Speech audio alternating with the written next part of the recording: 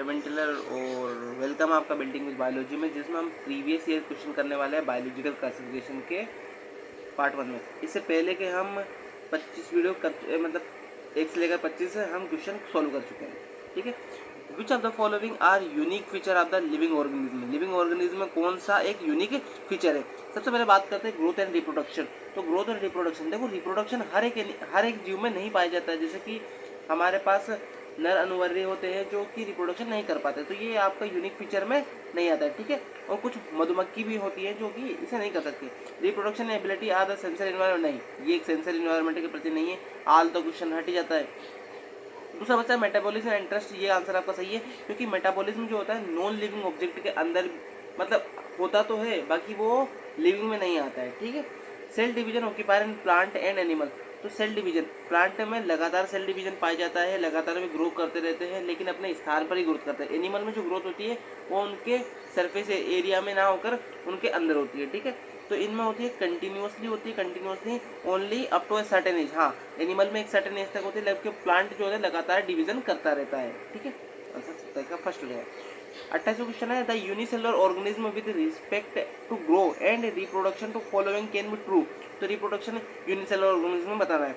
तो growth and reproduction are including events.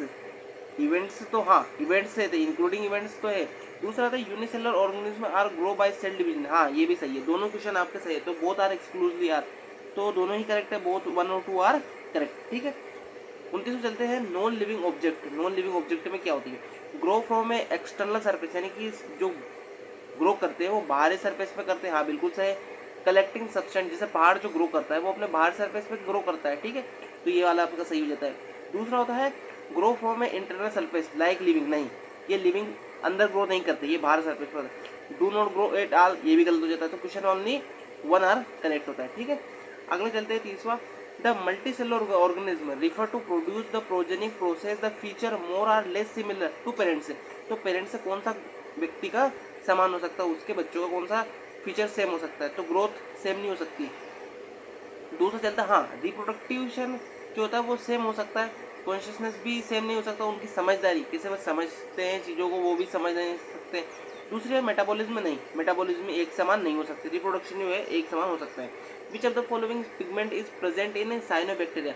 Cyanobacteria जो कि हायर प्लांट में कौन से पिगमेंट पाए जाते हैं, क्लोरोफिल ए, क्योंकि ये आते हैं हायर प्लांट में, जिन्होंने सबसे पहले पृथ्वी पर प्रकाश संश्लेषण की प्रक्रिया प्रारंभ की है। ठीक है। 32 में चलते हैं, विच of the following is the smallest living cells can be living without oxygen. बिना ऑक्सीजन के जिंदा रहने वाला जीव और लिविंग सेल है वो भी कौन सी है, mycorrhiza. Mycorrhiza is the cells without oxygen के जीवित रहने वाला कौन सा होता है, माइकोराइजा। नहीं यार, माइकोराइजा नहीं, माइक्रोप्लाज्म है, माइक्रोप्लाज्म सॉरी माइक्रोप्लाज्म जो तो विदाउट ऑक्सीजन के जीवित रहने वाला है। भावना में बेगा थोड़ा, माइक्रोप्लाज्म है sorry. Which of the following process are involve in the reproduction of protista. तो प्रोटिस्टा में कौन सा रिप्रोडक्शन पाया जाता है। हाँ, रिप्रोडक्शन इसमें बाइनरी भी पाया जाता है, बाइनरी फ्यूजन एंड ब्रीडिंग पाया जाता है, ये भी पाया जाता है। Cell fusion and zygote formation, हाँ ये भी पाया जाता है। तो इसमें अगर दो objective spore formation and cyst formation, ये नहीं पता है, बाकी ये दोनों है, तो इस हिसाब से ना हमारा क्वेश्चन बन जाता है ऑल ऑफ दिस पर। ठीक है। चौथा क्वेश्चन है हमारे पास ऑब्जेक्टिव मतलब सही जोड़ी आ गई है। अब इसको सबसे पहले जो हमें याद है वो पता करते हैं। सबसे पहले तो हम पता करते हैं इसमें सबसे पहले विटेकर ने सबसे पहले क्या दिया था, 5 किंगडम क्लासिफिकेशन प्रपोज किया था, यानी कि बी का थर्ड मिलना चाहिए। बी का थर्ड यहाँ पर भी है और यहाँ पर भी। ठीक है, 2 क्वेश्चन मिल चुके। अर्नेस्ट मेयर, इन्होंने अर्नेस्ट में देखो पहला वाला क्वेश्चन बना लेते हैं। अर्नेस्ट मेयर जो तो चौथा पे दिखा रहा है, Darwin of the 20th century, नहीं इन्होंने ये नहीं, इसमें नहीं थे अर्नेस्ट मेयर, इसमें नहीं थे। तो ये वाला ऑब्जेक्टिव अर्नेस्ट मेयर जो है इसमें नहीं थे, तो ये वाला जो ऑब्जेक्टिव है हमारा ये कट जाता है, हमारा आंसर बच जाता है सी वाला। आप डायरेक्ट इसको काट सकते हैं। पास्चर जो है उन्होंने डार्विन ऑफ 20th सेंचुरी पे दी थी, ये सही हो चुका है हमारा। और डिनर जो है वो डिस्कवरी ऑफ वायरस होता है, डायनर। ठीक है, ये वाला हमारा सही जाता है सी वाला। नेक्स्ट पर हम चलते हैं 35 पे, which of the following is character are use by the Whittaker और क्लासिफिकेशन ऑर्गेनाइजेशन। तो इसको याद करने का मैंने तरीका क्या बताया था, मेरे को एक बार बता दीजिए। इस पर मोड ऑफ न्यूट्रिएंट भी है, थैलस ऑर्गेनाइजेशन भी है और फाइलोजेनिकल रिलेशनशिप क्लासिफिकेशन भी है। इसको हमने याद करना है कि मारो टोटल रट्टा। ठीक है, रट्टा किसमें, फिजिक्स केमिस्ट्री और बायो में। एम से मोड ऑफ न्यूट्रिएंट, टी से थैलस ऑर्गेनाइजेशन होता है, आर से रिप्रोडक्शन होता है, पी से फाइलोजेनिक रिलेशनशिप यहाँ पर आ चुके, और सी से सेल वाल, और बी से तो हमारा क्या था, बी से नहीं था, इस पे ही था सिर्फ फिजिक्स केमिस्ट्री पे, तो इसका आ जाता है आलापिस। Which of the following is kingdom do not have a nuclear membrane, किसमें न्यूक्लियर मेम्ब्रेन नहीं होती है, ये हमने पहले पढ़ा था। मोनेरा में हमारे पास न्यूक्लियर मेम्ब्रेन नहीं होती, प्रोटिस्टा में पाई जाती है, पंजा में और प्लांटे में भी पाई जाती है। प्रोटिस्टा जो होते हैं, दो प्रोटिस्टा आर, जो प्रोटिस्टा क्या होता है, सिंगल सेल यूकैरियोट्स होते हैं। प्रोटिस्टा क्या होता है, सिंगल सेल यूकैरियोट्स होते हैं। अर्थ चलते हैं मेज द कोलम, अच्छा रेड, चलो कोलम मिलाना है। तो रेड डायनोफ्लैजेलम में आता है आपके गोनियोलेक्स, पहला का दूसरा देख लो, पहला का दूसरा, ये तीनों मिल चुके हैं, ठीक है। Unicellular fungi use by the make and breed, east होता है, लेकिन हम इसको अभी रुकेंगे। सोर्स ऑफ एंटीबॉडी में पेनिसिलियम आता है। सी को चौथा देख लो, सी का चौथा इसमें मिल रहा है, और इसमें तो हमारा आंसर डायरेक्ट सी वाला होता है।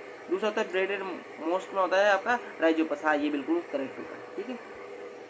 The given the figure show the structure filament blue green algae nostella and structure make the x, select the option which is the show the correct identification of x feature is the, तो ये क्या होता है, तो हमारा x में ये जो होता है वो हेट्रोस्टैट होता है, जो कि नाइट्रोजन फिक्सेशन का कार्य करता है, तो हमारा ऑप्शन हो जाता है डी वाला, ठीक है।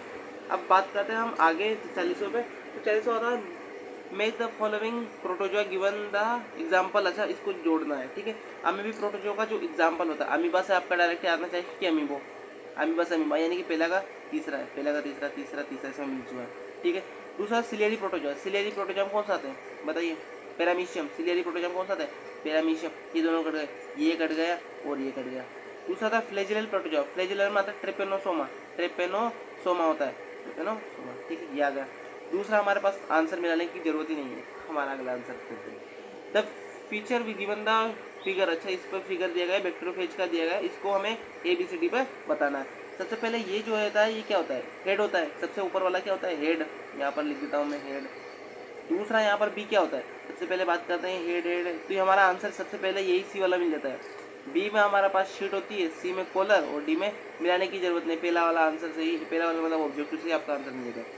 The 42 the sum total of the chemical reaction occur our body, कौन सी एक ऐसी जिसमें सारी बॉडी की केमिकल रिएक्शन आती है, मेटाबॉलिज्म हाल केमिकल रिएक्शन ऑक्यूपायर होती है, ठीक है।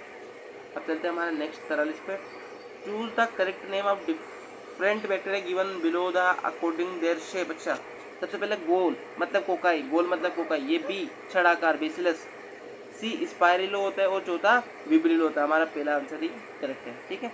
Identification the ABC given the below, सबसे पहले ए जो होता है वो होता है, ए में आता है ये यूग्लिना का शेप है, यूग्लिना, बी पैरामीशियम, और सी एगेरिकस, ये कुरमुत्ता आपने देखा ही होगा, मतलब जो बरसात के दिनों में आता है मेनली। हर्बेरियम जो होते हैं garden where the medicine plant and grow, herbarium में प्लांट ग्रो नहीं होते, पहली बात ध्यान रख लो, प्लांट ग्रो करने के लिए होता है। गार्डन वेयर द हर्बेरियस प्लांट, हर्बेरियस कौन होता है, हर्बेरियस प्लांट क्या होता है, हर्बेरियस तो होते हैं ना खरगोश वगैरह, तो ये भी आंसर आपका है, ये आपका होगा ड्राई गार्डन, जहाँ पर हम प्रिजर्वेशन करते हैं हर्बेरियम की। और thank you so much building with biology में, और वीडियो पसंद आया तो सब्सक्राइब कर दें।